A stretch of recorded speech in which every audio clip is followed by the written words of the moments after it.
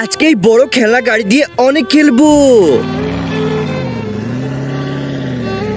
এই তো মা, আমি আবার চলে এসেছি। আচ্ছা বান্টি, তুমি খেলো, আমি এক্ষুনি আসছি। আরে বান্টি, তোমার এই গাড়িটা তো অনেক সুন্দর। আপু তুমি চালাবে? আরে আমাকে চালাতে দিবে? হ্যাঁ হ্যাঁ, কেন দিব না, আসো এখানে বসে চালাও। আরে বান্টি, এটা স্টার্ট করবো কিভাবে? আরে বান্টির গাড়িতে রিয়া কেন বসেছে? আরে ওই রিয়া, বান্টির গাড়ি থেকে তাড়াতাড়ি লাভো বলছি। আচ্ছা আন্টি, আমি নামছি, আর বকাবকি করেন না। এরপরে থেকে যেন বান্টির গাড়িতে উঠতে না দেখি।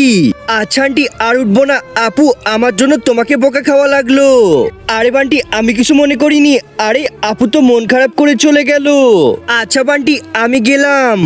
আরে এই বান্টি আবার খেলনা গাড়ি রেখে কোথায় গেল? এখানেও তো নেই, দেখি তো এইদিকে আছে নাকি। আরে কি, একজন মা কতটা আপন হয়, যাদের মা নাই তাদেরকে জিজ্ঞেস করো। তাই আজকে যারা মাকে ভালোবাসো তারা একটি লাইক আর একটি সাবস্ক্রাইব করে দাও, আর যদি না ভালোবাসো তাহলে এই ভিডিওটা থেকে দূরে থাকো।